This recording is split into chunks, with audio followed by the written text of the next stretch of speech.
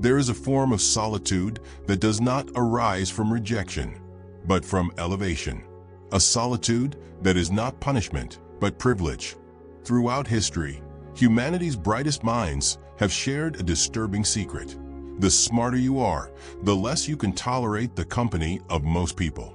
Arthur Schopenhauer, the German philosopher who dared to challenge the blind optimism of his time, stated something that still makes people uncomfortable today. Ordinary society is, for the intellectual man, what a puppet theater is for Shakespeare. Brutal, direct, and profoundly true. Schopenhauer was not a misanthrope out of bitterness or social failure. On the contrary, he saw something that most prefer to ignore. We live in a society designed to reward mediocrity, to celebrate the superficial, and to punish those who dare to think independently. The question is not whether you are antisocial. The question is, are you surrounded by people operating on a mental frequency completely different from your own? Because if the answer is yes, the problem is not you. It lies in the fundamental incompatibility between minds that seek depth and a culture that worships shallowness. Over the next 20 minutes, we will not console your solitude with comforting lies. We will do something more valuable. We will reveal the 5 undeniable signs that your aversion to socialization is not a flaw, but an indicator of cognitive superiority. The final sign is frightening. Prepare yourself. What you are about to discover may validate years of internal doubts, but it will also bring you a responsibility, the weight of awareness in a world that prefers to sleep.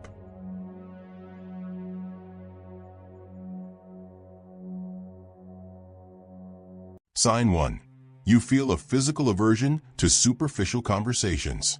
While others take pleasure in discussions about the weather, celebrity gossip, or shallow debates about sports teams, you experience something close to intellectual nausea. This is not arrogance. It is neurological incompatibility. Schopenhauer developed the concept of the will as the primal force driving all existence.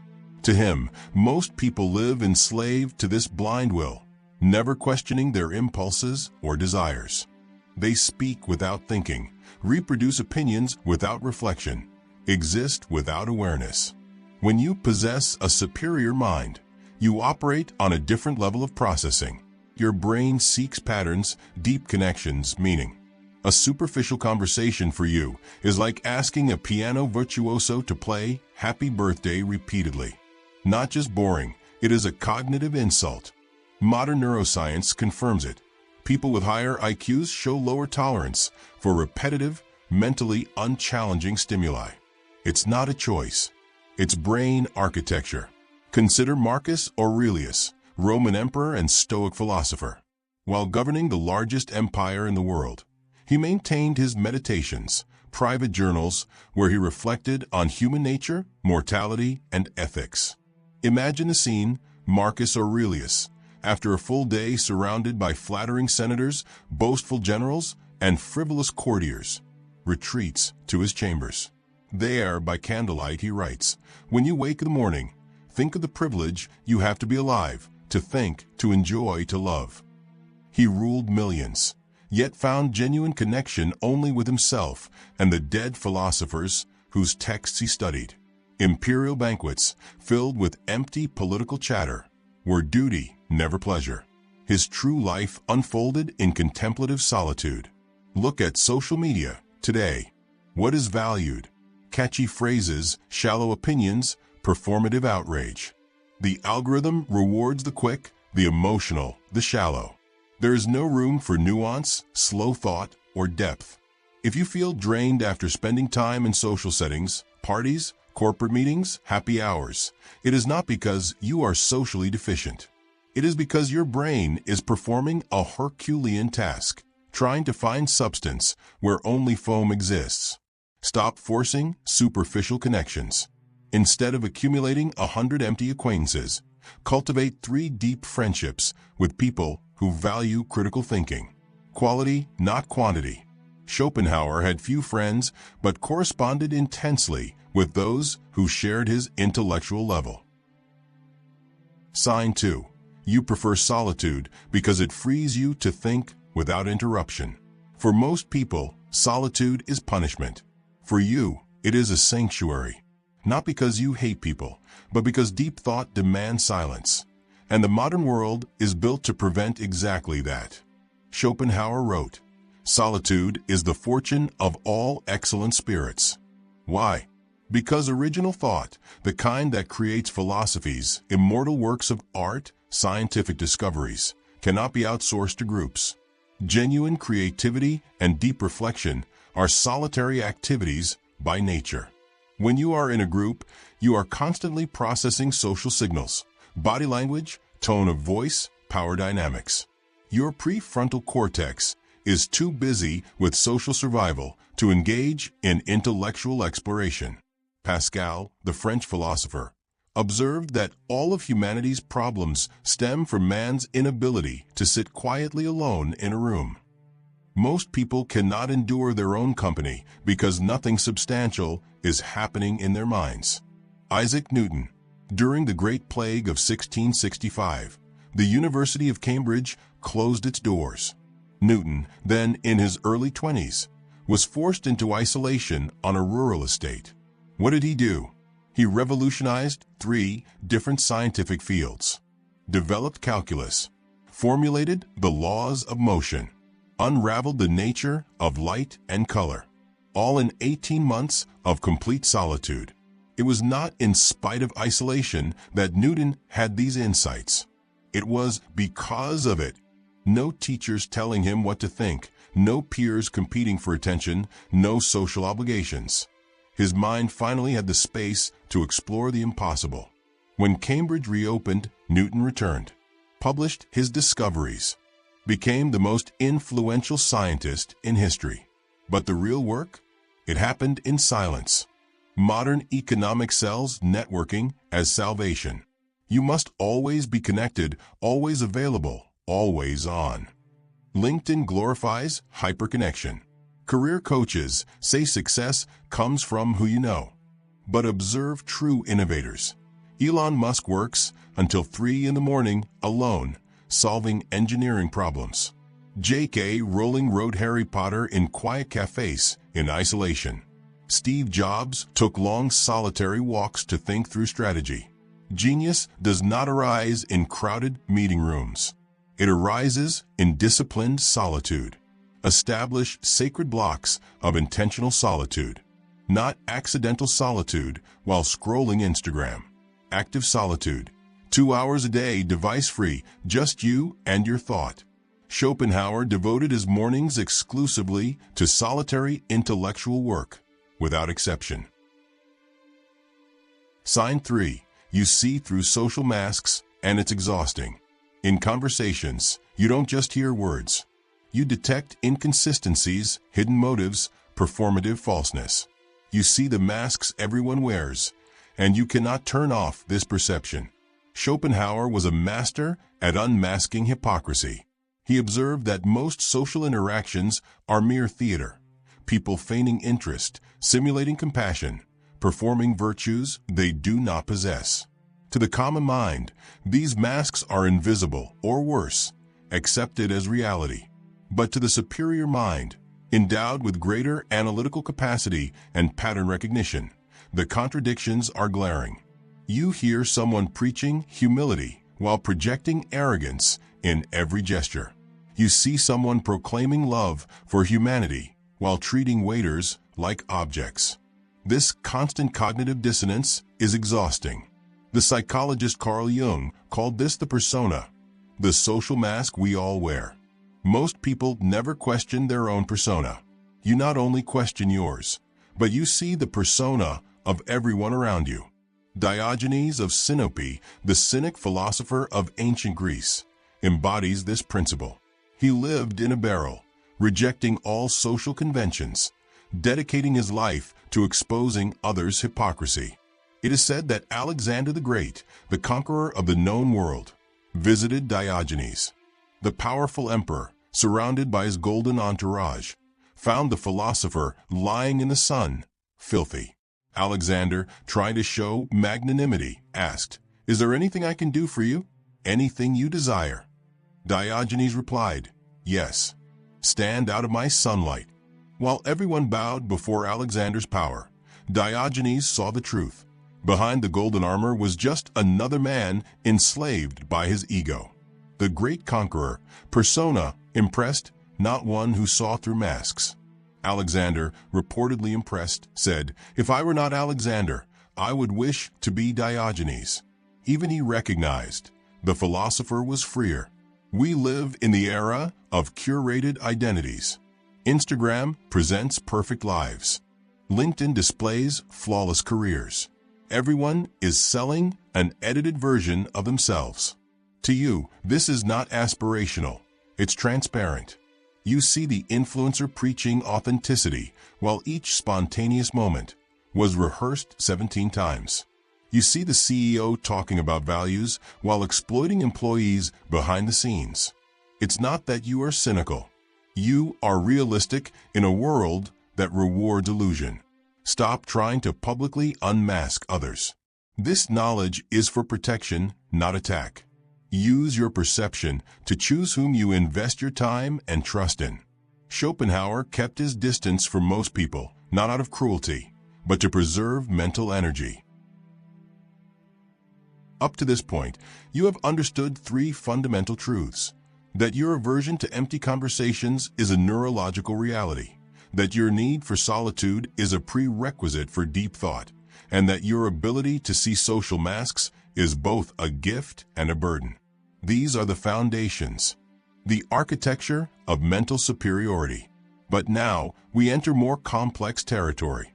The next 2 signs, and a final bonus for those who stay until the end, reveal even deeper dimensions of the superior mind. They are not just about what you perceive, but about the price you pay for that perception. Because with great awareness comes great solitude, and with great solitude comes a choice: to succumb to resentment or to transcend toward absolute self-sufficiency. Schopenhauer called this the path of the genius. Few have the courage to walk it to the end. Sign 4. You suffer from the curse of knowledge, and it creates a social chasm. Have you ever tried to explain something you find fascinating, only to be met with blank stares? Have you ever gotten excited about an idea, only to realize that no one around can follow your reasoning? It's not that you explain poorly. It's because there is a cognitive disparity. Schopenhauer observed that talent hits a target no one else can hit. Genius hits a target no one else can see. This distinction is brutal in its social implications. When your mind operates on higher levels of abstract thought, connecting concepts across different disciplines, anticipating 10th-degree consequences, perceiving patterns that have yet to manifest, you are not merely one step ahead. You are in a different dimension. Psychologists call this the curse of knowledge.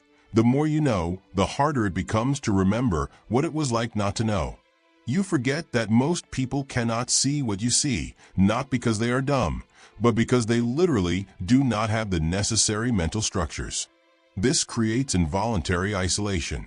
It is not elitism. It is an operating system incompatibility. Nikola Tesla, the Serbian-American genius who invented alternating current, was known for his extreme social difficulty. He often isolated himself for weeks, working on inventions decades ahead of their time. Tesla saw the world differently.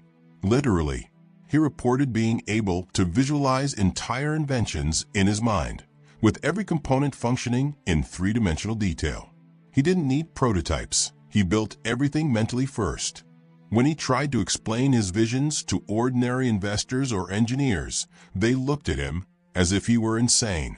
His ideas about wireless communication, free energy, and ray technology were considered fantasy.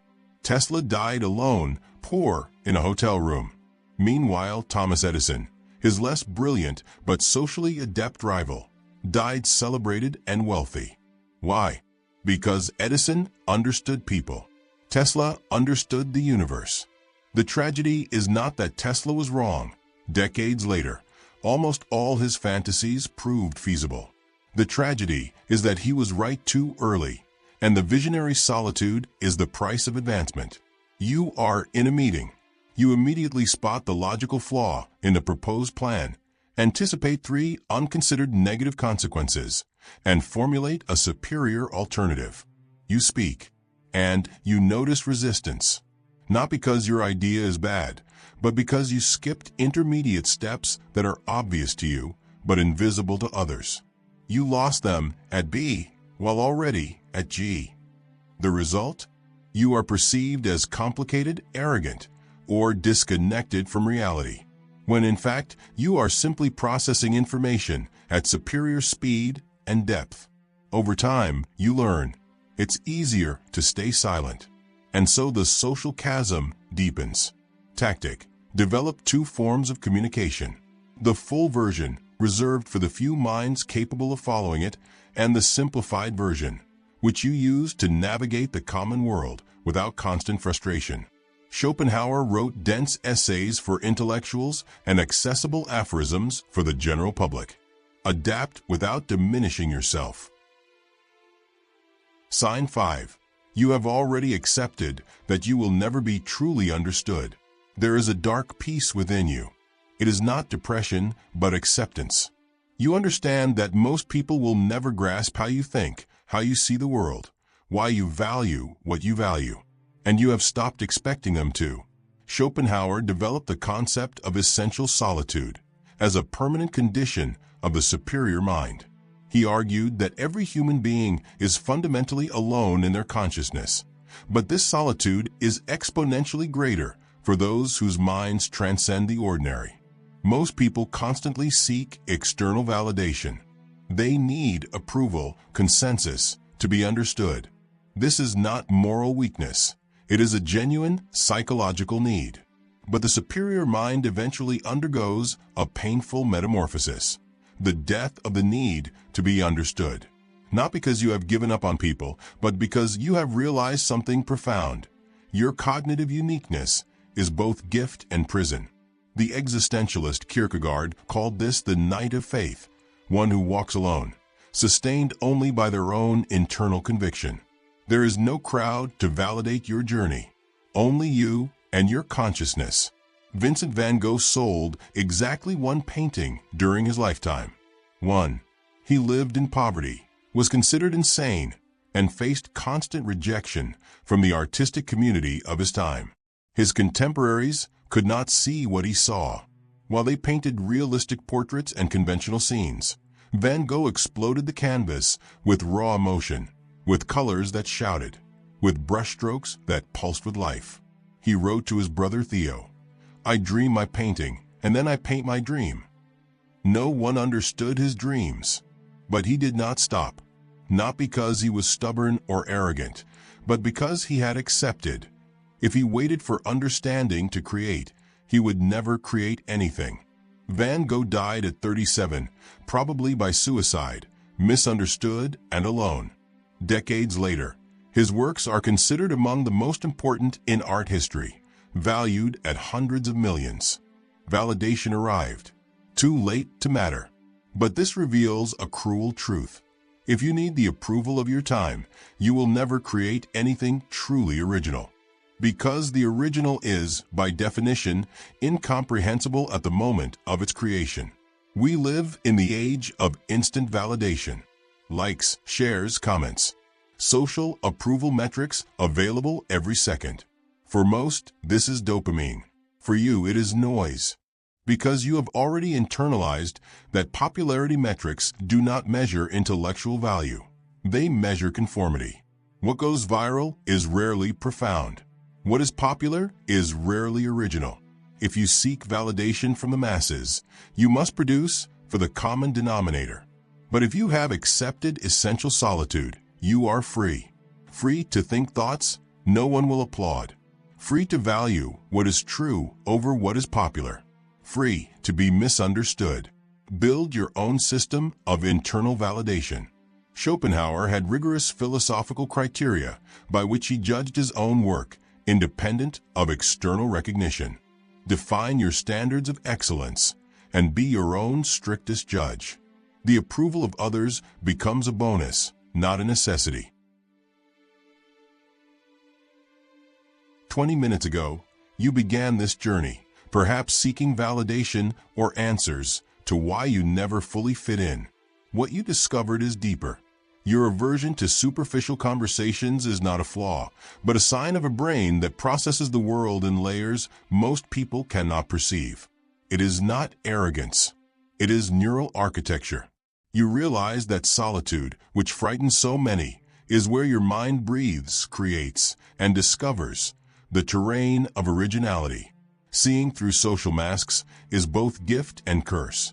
You perceive the hypocrisy others pretend to ignore. The deeper you think, the greater the chasm between you and those who live on the surface. Accepting being misunderstood is freedom. Now before you, there are two paths. Bitterness. Use your awareness for superiority and cynicism, isolating yourself in a wounded ego. Easy but empty. Or transcendence. Embrace solitude as a sanctuary, accumulate wisdom, and create for the world, not against it. Schopenhauer chose this path, persisting even when ignored, and influenced great minds. The question is not whether you are superior. It is, will you use your mind to build walls or cathedrals, to scorn or to create? Your character, not your intelligence, will define your impact. If you have made it this far, you have proven your rare capacity. Deep focus in a world of distractions. Use this power wisely, find your peers, and transform solitude into strength. Schopenhauer said, "He who lives alone can no longer live without freedom." Freedom is indispensable to him. You are free now. What will you do with this freedom?